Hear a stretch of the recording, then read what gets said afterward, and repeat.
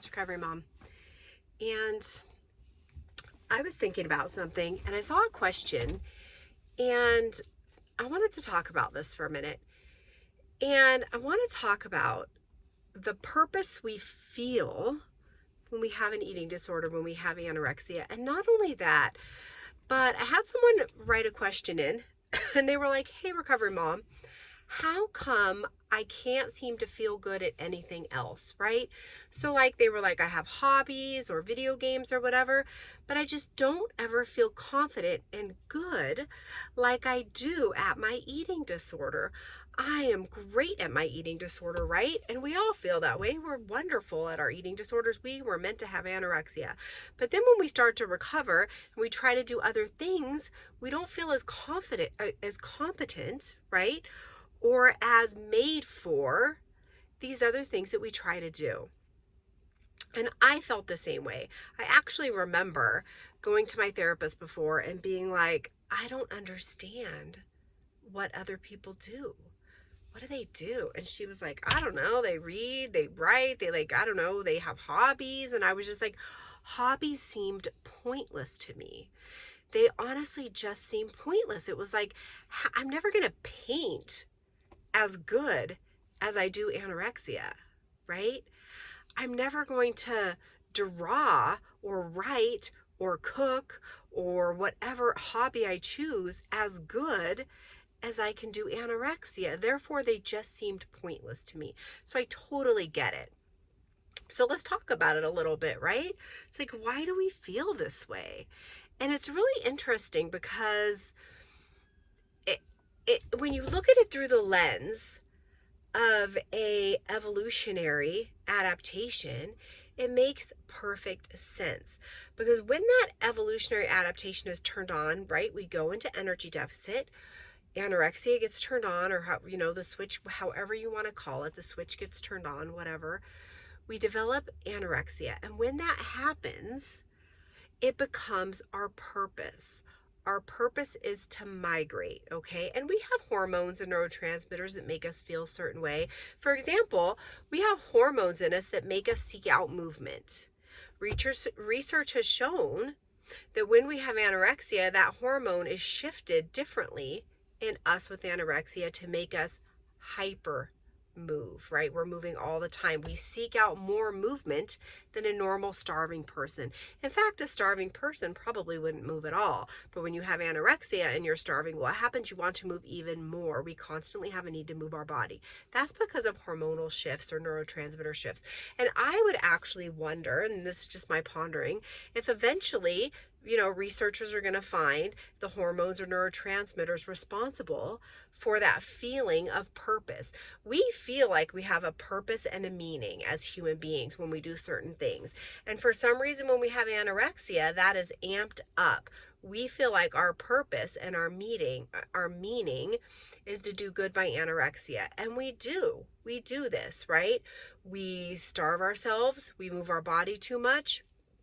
Those are the ways that we do good, and we show that we are doing anorexia correctly, well. We're doing it wonderfully, right? So then when we try to do these other hobbies, we feel like we're not doing them well in comparison to how well we are at our eating disorder.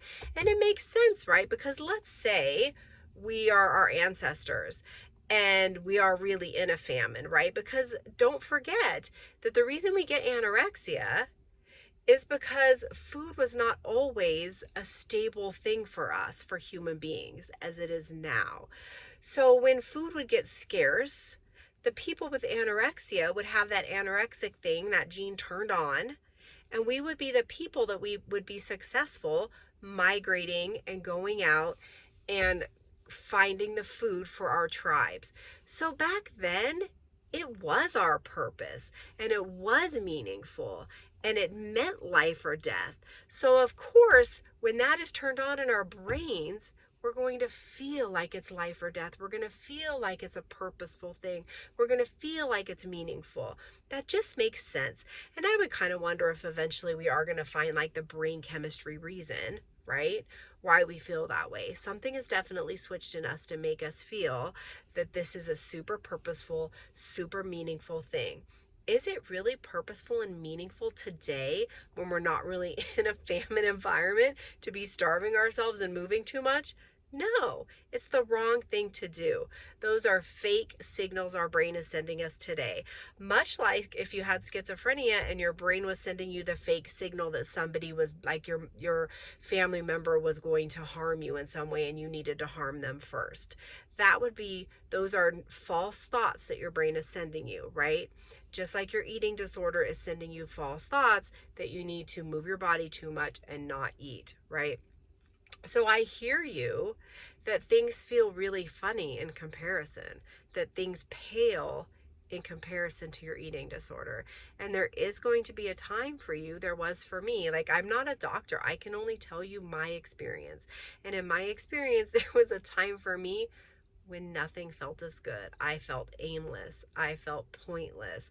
I would try to read books and I would read them, but they just didn't feel like I felt like I was doing nothing. I would try to do hobbies or cook or play games or play cards, and it all just felt pointless and silly in comparison to how amazing being successful at anorexia was for me.